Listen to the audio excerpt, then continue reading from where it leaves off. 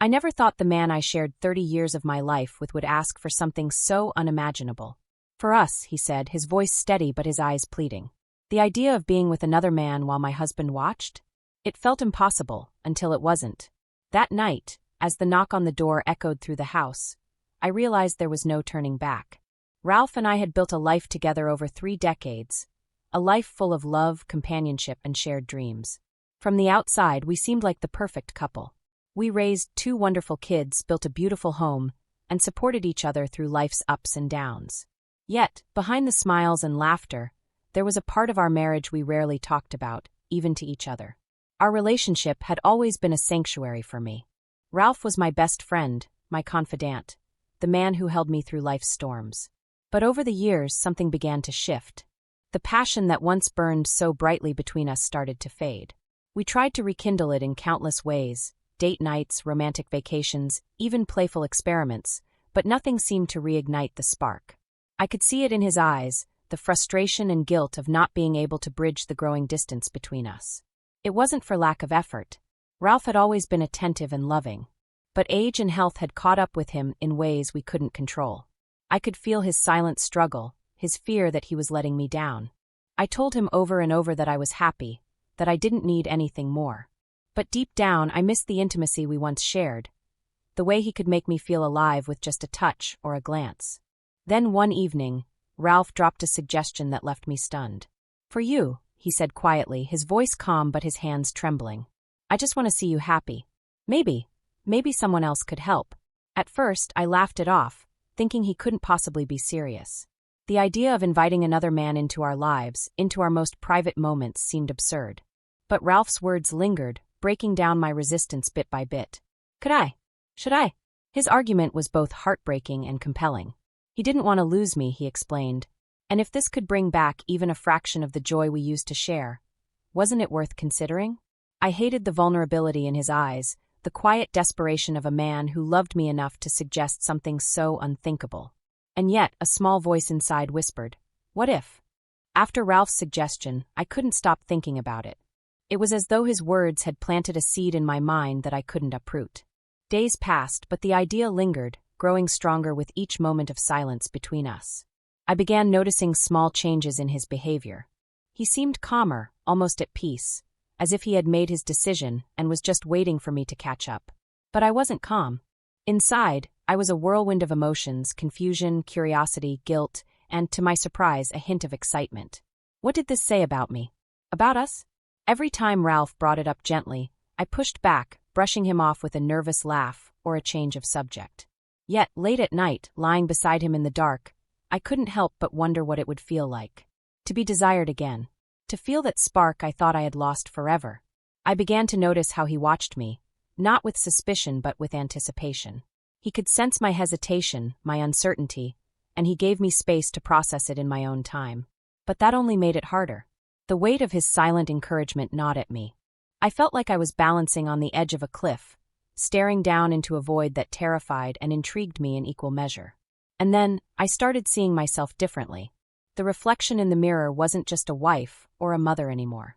It was a woman who had buried her desires for the sake of routine and comfort. I caught myself imagining scenarios that I never would have dared to before. My heart would race at the thought of another man's touch, the idea of being seen, truly seen, in a way I hadn't been in years. And that's when the guilt would crash over me. What kind of wife even considers this? What kind of person entertains these thoughts while her husband waits patiently on the sidelines? I hated myself for feeling this way, but I couldn't stop. Every glance from Ralph, every quiet moment between us, seemed to pull me closer to the unthinkable. One night, Ralph sat me down.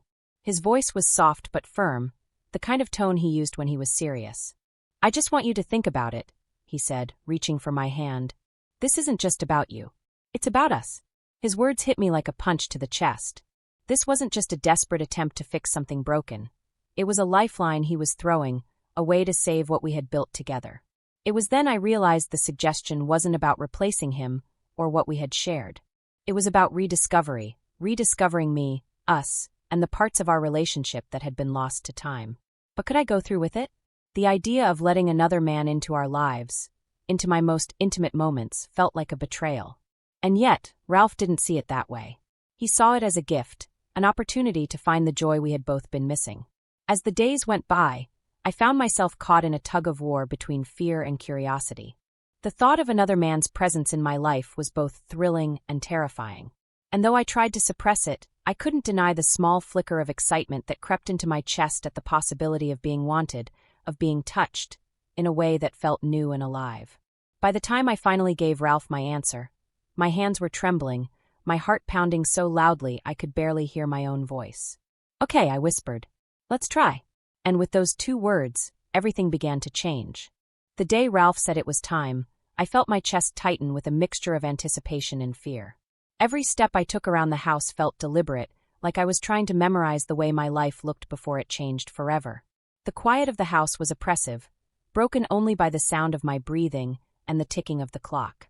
I couldn't believe I had agreed to this, to inviting a stranger into a part of myself I had thought belonged to Ralph alone. When the knock came, it was firm but not forceful. I froze, my heart pounding in my chest as Ralph calmly walked to the door.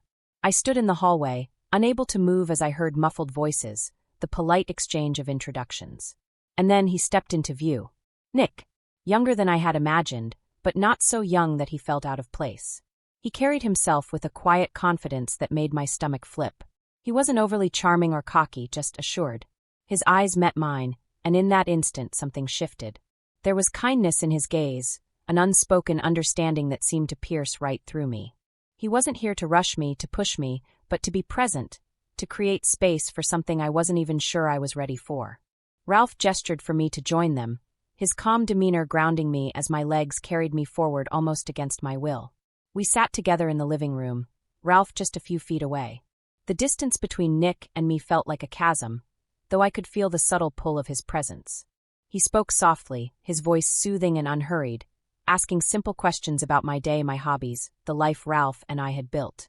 It wasn't intrusive or rehearsed, it was genuine, and I found myself answering without realizing I had started. My nerves began to quiet, replaced by a strange sense of comfort I hadn't expected. Then he moved closer. Not much, just a subtle shift that brought him into my personal space. My pulse quickened, but I stayed rooted in place, letting the moment stretch between us. Ralph's presence was steady in the background, a silent anchor that reminded me I wasn't alone in this. When Nick reached out, his hand brushing mine, I felt my body respond before my mind could catch up. It was such a simple touch, light and tentative, but it sent a ripple of heat through me that left me breathless. I glanced at Ralph, expecting to see doubt or regret in his eyes, but there was none. He nodded slightly, as if giving me permission to lean into the moment. And so I did. Nick's fingers lingered against mine, his touch warm and steady, grounding me even as it set my nerves on fire. The air between us felt electric, every small movement charged with unspoken tension. I was hyper-aware of everything, the sound of my own breathing, the faint scent of him, the way my body seemed to lean toward him on its own. It was intoxicating and terrifying all at once. When he leaned closer, his hand sliding up my arm, I shivered. Not from cold, but from the sheer intensity of being touched this way. It wasn't rushed or demanding. It was deliberate, almost reverent, as if he was learning me 1 inch at a time. My breathing deepened, matching the rhythm of his touch as my skin came alive under his hands. I closed my eyes, not to block him out, but to feel him more fully. His fingers traced slow, deliberate paths along my arm, my shoulder, the curve of my collarbone. Every touch sent waves of heat through me, awakening parts of myself I had forgotten existed. It wasn't just the physical sensation, it was the feeling of being seen, of being desired, in a way that was both exhilarating and unsettling. Nick's presence was magnetic, drawing me closer without a word. His hand moved to the side of my face, his thumb brushing lightly against my cheek. My heart thundered in my chest as I leaned into his touch, my body betraying the hesitation still swirling in my mind. His breath ghosted over my skin, warm and steady, as he closed the distance between us. When his lips brushed mine, it was soft, tentative, a question rather than a demand. I felt my resolve crumble, my body answering him before my mind could catch up. The kiss deepened slowly, each movement deliberate and unhurried, as though he had all the time in the world to unravel me. My hands found their way to his shoulders, the strength beneath my fingers grounding me as the world around us faded away. In that moment, I let myself go. I let the walls I had built crumble, let the doubts and fears melt away under the heat of his touch. It was terrifying and freeing all at once, a surrender I hadn't known I was capable of. For the first time in years, I felt truly alive, aware of every sensation, every breath, every heartbeat that echoed between us. And as I leaned into Nick, I realized something I hadn't dared to admit to myself. I didn't want this moment to end. The hours leading up to that night had been the longest of my life. I replayed every decision, every word, every glance between Ralph and me as though I could rewrite the script before it unfolded. But now, as I stood on the edge of the unknown, it was clear there was no turning back. The tension in the room was palpable, thick enough to drown out every rational thought. Ralph sat quietly, a silent observer, as Nick stepped closer to me. The space between us dissolved, replaced by a heat I hadn't felt in years. Nick's hand found mine, and this time there was no hesitation, no retreat. His touch was firm, grounding me in the present as though he could sense my swirling emotions. My breathing quickened, a mix of nervousness and anticipation, as his fingers brushed along my skin. I glanced at Ralph, searching his face for any sign of doubt or regret, but he only nodded, his expression unreadable but calm. The weight of his approval settled over me like an anchor, tethering me to this moment. Nick's voice was soft as he spoke, his words meant only for me. "Are you okay?" he asked, his eyes searching mine. It was such a simple question, but it carried the gravity of everything that was about to happen. I nodded, unable to form words, and he smiled, a quiet, reassuring smile that made the tension in my chest loosen just slightly. When Nick leaned in, his lips brushing softly against mine, the world seemed to tilt. The kiss was gentle at first, exploratory, as though he was testing my boundaries. My heart raced, my pulse pounding in my ears as I let myself lean into him. His hands moved to my waist, steady and deliberate, pulling me closer without overwhelming me. I felt myself respond instinctively, my body awakening under his touch in ways I hadn't experienced in years. It wasn't just the physical connection. It was the way he made me feel seen, cherished, desired. And yet, a part of me couldn't ignore Ralph's presence in the room. My husband, my partner of 3 decades, sat just a few feet away, watching as another man kissed me. I could feel his gaze, heavy and unyielding, but it wasn't full of judgment or anger. Instead, it was something more complicated, a mix of longing, acceptance, and something else I couldn't quite place. It was as though he was letting me go and holding me close all at once. Nick's lips moved against mine with increasing confidence, his hands sliding up my back in a way that sent shivers down my spine. I felt my body relax, surrendering to the moment even as my mind screamed at me to stop. But I didn't want to stop. For the first time in years, I felt alive, every nerve in my body buzzing with sensation, every breath charged with electricity. It was intoxicating, overwhelming, and terrifying all at once. As Nick's kisses deepened, his hands exploring the contours of my body, I found myself lost in the moment. I forgot about the doubts, the guilt, the fear of what this meant for my marriage. All that existed was the connection between us, the way his touch made me feel like a woman again, not just a wife or a mother. It was a rediscovery of something I thought I had lost forever. But then the spell was broken. A sharp sound shattered the quiet intimacy of the room. I froze, pulling back from Nick as my eyes darted toward the source. It was Ralph clearing his throat, a small, deliberate sound that cut through the haze like a knife. His expression was calm, but his eyes betrayed a storm of emotions swirling just beneath the surface. I couldn't tell if it was regret, approval, or something else entirely. All I knew was that the moment had shifted, the fragile balance we had created now teetering on the edge of collapse. Nick stepped back, his hands falling away from me as he looked at Ralph. There was no tension between them, no hostility, but the weight of the situation was undeniable. I felt exposed, vulnerable, as though every secret thought and desire I had ever buried was now laid bare. My hands trembled at my sides, and I didn't know whether to speak or remain silent. Ralph broke the silence first. "Are you okay?" he asked, his voice steady but soft. The same question Nick had asked me earlier, but coming from Ralph, it carried a different weight. I nodded slowly, unable to trust my voice, and he smiled faintly.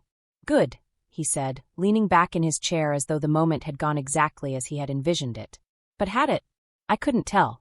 There was a tension in the air now, a crack in the foundation of the trust we had built over decades. And yet there was no anger in Ralph's eyes, no resentment. Just a quiet acceptance that felt almost too much to bear. Nick cleared his throat, glancing between us. "I think I should give you two some time," he said, his voice careful and measured.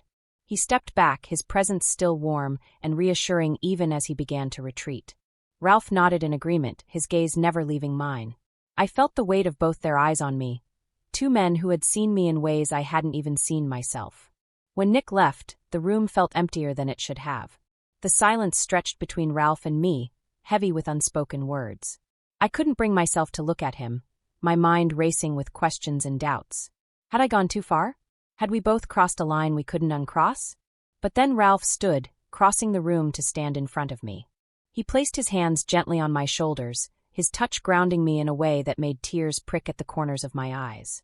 "Thank you," he said softly, his voice barely above a whisper. I looked up at him, confused, and he smiled, a small, bittersweet smile that held 1,000 emotions I couldn't name. "You were amazing," he added, and I felt my chest tighten with a mix of relief and heartbreak. In that moment, I realized this wasn't just about me. It wasn't just about Ralph or Nick or the kiss we had shared. It was about us, about rediscovering the parts of our relationship that had been lost to time, about finding new ways to connect even when everything felt impossible. And though I didn't know what the future held, I knew we had taken a step toward something new, something neither of us fully understood yet. As Ralph pulled me into his arms, holding me close, I let myself surrender to the moment. The discovery had been made, the boundaries crossed, and now it was up to us to decide what came next. The days after that night were anything but easy. The silence between Ralph and me was no longer comfortable. It was heavy, filled with unspoken thoughts and emotions neither of us knew how to express. I found myself replaying every moment over and over again, questioning what I had done, what we had done, and what it meant for us moving forward. Was this a beginning or the start of an unraveling? Ralph seemed calm on the surface, going about his day as though nothing had changed. But I knew better. I could see it in the way his eyes lingered on me, in the way his touch hesitated when he reached for my hand. He was trying to process everything just as I was, but neither of us had the courage to speak about it yet. The words felt too fragile, too dangerous, as though saying them out loud would make everything real. And then there was me. I felt like a stranger in my own body, carrying the memory of Nick's touch like a brand.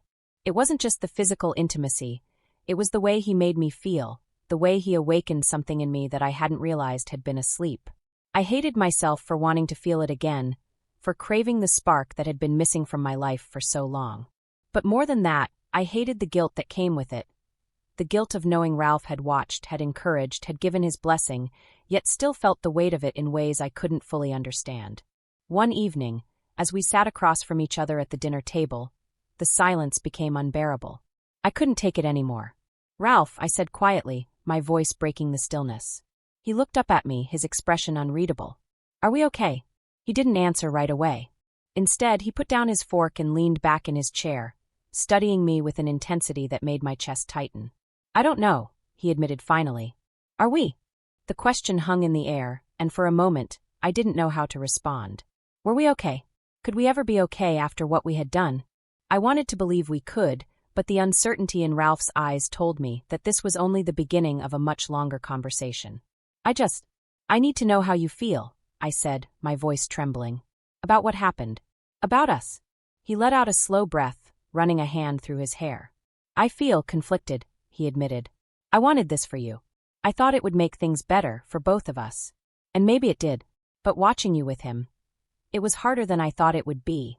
His honesty cut through me like a knife, but I couldn't blame him. How could I? I had felt the same conflict within myself, the push and pull of wanting something new while fearing what it might destroy. "I didn't mean to hurt you," I said softly, tears pricking at the corners of my eyes. "I know," he replied, his voice gentle. "And you didn't." "Not really. But it's complicated, isn't it? What we did. What it means." I nodded, unable to find the words to explain the chaos swirling inside me. Ralph reached across the table, taking my hand in his. His touch was steady, grounding, and it reminded me of all the reasons I had fallen in love with him in the first place. "I don't regret it," he said after a moment. "Not entirely. But I think we need to figure out where we go from here." The days that followed were filled with quiet moments of reflection and tentative conversations. We didn't rush to any conclusions or try to force a resolution. Instead, we gave each other space to process, to heal, to rediscover what we wanted, both individually and together. I found myself journaling late at night, trying to untangle my thoughts and emotions. I wrote about the guilt, the longing, the fear, and the hope that maybe, just maybe, this experience could bring us closer instead of tearing us apart. Ralph, too, seemed more introspective than ever, spending hours in his study or taking long walks in the garden. One night, as we lay in bed, Ralph turned to me, his voice breaking the darkness. "Do you think we can find our way back to each other?" he asked, his vulnerability catching me off guard. I reached for his hand, squeezing it tightly. "I don't know," I admitted. "But I want to try." That was all we needed to start rebuilding. Slowly but surely, we began to reconnect in small ways. Shared laughter over coffee, quiet moments holding hands on the couch, lingering touches that reminded us of what we still had. It wasn't perfect, and it wasn't easy, but it was a start. As for Nick, he became a distant memory, a catalyst for a change neither of us had seen coming. I didn't contact him again, and neither did Ralph. It wasn't about him, it never really was. It was about us, about rediscovering the love and connection that had always been there, buried beneath years of routine and complacency. In the end, the experience didn't break us. It tested us, challenged us, forced us to confront the cracks in our foundation. And while the scars would always remain, they became a part of our story, a reminder of the lengths we were willing to go to for each other. And for that, I was grateful. In the quiet weeks that followed, Ralph and I began to rebuild the pieces of our marriage, not the same way it had been before, but into something new, something that felt more honest and real. We talked more than we had in years about our fears, our regrets, and the parts of ourselves we had hidden away. The experience, as strange and unconventional as it was, had opened a door we hadn't even realized was closed. It wasn't easy. There were moments of doubt, moments where I wondered if we had made the right choice or crossed a line we could never uncross. But with every conversation, with every touch, I began to see Ralph in a new light. He wasn't just my husband. He was a man who loved me so deeply that he was willing to risk everything for my happiness, even if it meant facing his own insecurities and fears. One night, as we sat on the porch watching the sunset, Ralph turned to me, his expression soft but serious. "Do you regret it?" he asked, his voice barely above a whisper. I thought about his question for a long moment, turning it over in my mind. "No," I said finally. "I don't regret it. But it's not something I ever want to do again." He nodded, his gaze fixed on the horizon. "Me neither." And just like that, an unspoken understanding passed between us. We had walked through fire together, and while it had burned, it had also forged something stronger. The experience had taught us lessons neither of us had expected. The importance of vulnerability, the value of communication, and the necessity of being honest with ourselves and each other about our needs. I began to see myself differently, too. For years, I had defined myself solely as a wife and a mother, pouring every ounce of myself into those roles until there was nothing left. But now, I understood the importance of holding on to the parts of myself that made me feel alive, that made me feel like me. It wasn't selfish, it was necessary. For Ralph, the journey had been one of letting go, of expectations, of pride, of the fear that he wasn't enough. He told me one evening that watching me that night, as painful as it had been, had also been freeing.